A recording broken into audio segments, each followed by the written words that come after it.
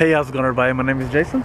This is Art of Creation Homestead, and it's a little breezy Sunday afternoon here in Southwest Ohio, but we've got a devotional to go through. Hopefully this wind doesn't get us too bad. All right, well, I'm going to cover this real fast here. I'm sorry if I have answered some comments in the last week. I've been really busy at work, been kind of tired, fall asleep really fast. So I've missed some comments. I'm sorry about that. Do know that we still read the comments. Angela answers some ones that she feels like that she can answer more directed towards her. I'll try to answer the ones I get. Please keep commenting. I do read them. We do pay attention. It's just here in the last week or so, been busy. All right, so just know I'm not ignoring you. But so that being said, also YouTube does delete some comments on some other videos, not necessarily devotionals, although they have. YouTube deletes some that they feel are aggressive or might advertise another channel. Okay, so if you've done that, we haven't deleted it. YouTube has deleted it. We've seen it, and then YouTube deleted it, so we couldn't respond. So that's very real. Okay, so wanted to cover that real fast before we get going with the devotional. But with that being said, I do appreciate you guys watching. We do read your comments. We do love to hear from you. We love to respond to you. So please keep commenting, especially on these devotionals. Prayer requests, comments, praise reports, all those things. Let us know, man. We love to hear from you. We love to pray for you, okay? And we are praying for you every day. And I hope that God blesses you and encourages you and strengthens you through His Word, okay? So let's get started with what really matters, okay? 2 Corinthians chapter 5, verses 1 through 9, okay? Going to be a little reading, just a little bit, okay? It says, now we know that if the earthly tent we live in is destroyed, we have a building from God, an eternal house in heaven, not built by human hands. Meanwhile we groan, longing to be clothed with our heavenly dwelling, because when we are clothed, we will not be found naked. For while we are in this tent, we groan and are burdened, because we do not wish to be unclothed, but to be clothed with our heavenly dwelling, so that what is mortal may be swallowed up by life. Now it is God who has made us for this very purpose and has given us the Spirit as a deposit, guaranteeing what is to come. Therefore we are always confident and know that as long as we are at home in the body, we are away from the Lord. We live by faith, not by sight. And we are confident, I say, and would prefer to be away from the body and at home with the Lord. So we make it our goal to please Him, whether we are at home in the body or away from it. You know, Paul here is writing about, obviously, our mortality, right? And I think so often we worry about those things. We know, I think as Christians, we understand, look, when I die, I get to go to heaven. Okay, we understand that. Sometimes there's still a little uneasiness about what goes on at that point. We don't know, right? We don't know what that transition is like. And I think sometimes we worry and fear about the unknown, because we don't know. What's that going to be like? Is it going to hurt? Am I going to be in agony for about an hour? You know, we don't understand what that's going to be like. But one thing we can take heart in is that we know what the result of that action is, and the result is eternity in heaven with Jesus. We don't know what it's going to look like. We know it's eternity with Jesus, God's purpose for us. And so we got to understand that's going to be okay, right? But we worry about those things, and I think sometimes we have a little fear of those things, and it's natural. It's okay, you know. We do fear those things, but I want us to stay focused on this one thing. We live in a tent, right? This is a tent. It's a temporary structure, something that we are just camping out in, right, for a little while. We think, oh no, but our life is so many years. Well, it can be, you know, but those years aren't really that long. Okay, I've been alive 40 years. My mother-in-law has been alive 81 years, right? I told somebody the other day, I said, you realize that my mother-in-law has been alive for a third of our country's existence. Our country's only been around for, 250 years, around there, right? 252 years. I mean, my mother-in-law has been alive for a third of those years. A lot has happened in her 81 years. A lot has happened in my 40 years. And we think, oh, it's a long time. Not really. Not really. It's really not in the broad scheme of things. It's not. A lot happens in those times, and it's a relatively short time. You know, I mean, time's going to pass faster than you realize, and because it's not really as long as you think.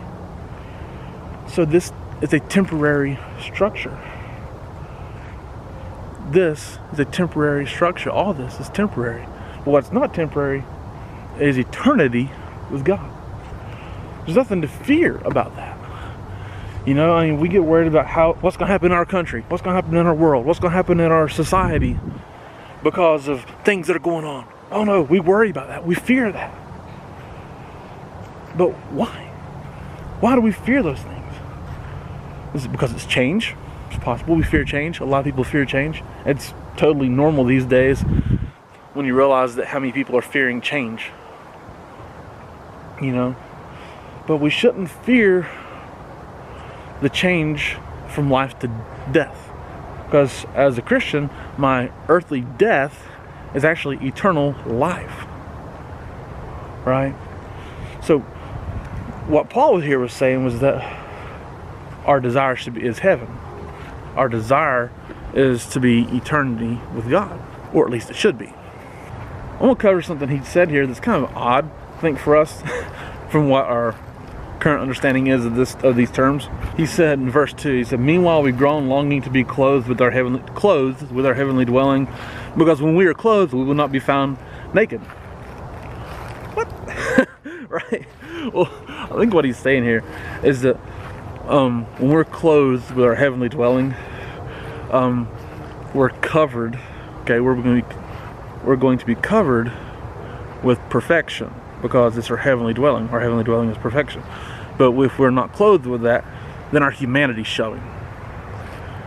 Right? We're exposed as being human and mortal. So, but if we are clothed with our heavenly dwelling, our humanity is not shown. We are seen as perfect. A lot of times, if I get caught doing something wrong, or hey, I screwed up, I responded to a situation poorly, or I did something wrong, whatever it may be, anybody says, I said, "Oh, sorry, my humanity's showing." You know, or I'll say to myself, "Hey, Jason, your humanity's showing." You know, hey, look, your humanness is showing, right? And that's sinful, because our flesh is sinful. So we are sinful people. You know, our nature is we have a sinful nature. So that's what it's saying, is that if we're clothed in heaven, that humanity is no longer being shown. So that's when it says we're found naked. Well, it just means our humanity is showing. Okay. So I found that an odd term for us in the way we understand terms today. I believe that's what Paul is saying. Something else he said in here in this text I really love is in verse 5, he says, "Now it is God who has made us for this very purpose, and has given us the Spirit as a deposit guaranteeing what is to come." Sometimes we worry about our purpose, right? And we don't, what is my purpose here? Why did God make me? Whatever. Well, God made us for this very purpose. He made us so we can spend eternity with Him. He made us so we can live in a heavenly dwelling as perfect beings, not imperfect as we are here. And that's why all this stuff happened. He made us here, we messed it up. Jesus had to come die for us so He could make reconciliation, so He can be reconciled to Him and make good on our humanity, right? So God made us for His very purpose. Then He gave us the Spirit as a deposit to guarantee what is to come. To guarantee, all right? No matter what somebody tries to tell you, the Spirit guarantees your inheritance in heaven. That's a fact. Biblical, right there. Don't argue with me over it. I'm not listening to it. But God made us for that purpose. And if you have breath in your life here, then you have purpose here. We're going to cover that here in a minute. But our full purpose is that when we are done here, when we're done in this tent, this temporary structure, we can go live with Him. So, again, don't fear what happens in our world today. Don't fear our society. Don't fear change here, because God has a purpose for you here while you're here, and He has eternal purpose for you with Him. And he goes on to say, we live by faith, not by sight. And we are confident. We're confident. Are you confident? Are you confident? Confident of your existence. Confident of what's going on in your life. Confident that you're doing right. Confident of your eternity. If you're not confident of your eternity, let's please make it right, okay? So we are confident, I say, and we prefer to be away from the body and at home with the Lord. So we're confident that he's confident that, hey, I would rather be with God instead of here. So we make it our goal to please him, whether we are at home in the body or away from it. So if our home is currently here, if our address is currently the earth, okay, then we know that, okay, whatever, that's the purpose, but we'd rather be with God. So while we're here, we need to make it our goal to please him while we're here, because he has a purpose for us here to please him, right? So again, I'm going to encourage you to not worry about society, not worry about how things going, not worrying about all that junk, all the stuff. Don't worry about that. It's okay. It's okay. Because in Philippians 1:21-24, Paul says again, for to me to live is Christ and to die is gain. So if I'm living here, it's for God's glory. If I die, I'm gaining there, okay? And if I'm to go on living in the body, this will mean fruitful labor for me. Yet what shall I choose? I do not know. So hey, if I go on living, I got purpose. There's fruit to be harvested from that, right? I am torn between the two. I desire to depart and be with Christ, which is better by far. So hey, my desire again is to be at home. It's better for me to be with God. But it is more necessary for you that I remain in the body. So Paul knew his purpose was here at this point in time, because he was alive. If I'm alive, I know my purpose. I have a purpose, right? Again, if you're alive, you're breathing, you have a purpose. Let's figure that purpose out. Okay, let's figure that purpose out, because we all have a purpose. We've all been given a gift, and we've all been given life for God's glory. Let's use that for his glory. Let's not use it for arguing. Let's not use it for being ignorant. Let's not use it for being stupid. Let's not use it for being hateful. Let's not use it for all these junk things that go on in our society. Let's not use it for those things. Let's use it for God's glory. He's given you breath. He's given you purpose. He's given you life. Use it. That's the greatest asset you have, is the breath in your lungs. Use it for God's glory, for his purpose, because our time here is short. It's a vapor. It's a mist, right? It goes away. It's here and it's gone. Don't waste it. Don't fear death, and don't waste your breath. Hey, kind of rhymed. But hey, thank you guys so much for watching. My name is Jason. This is Art of Creation Homestead. I love you guys. God bless you. Goodbye.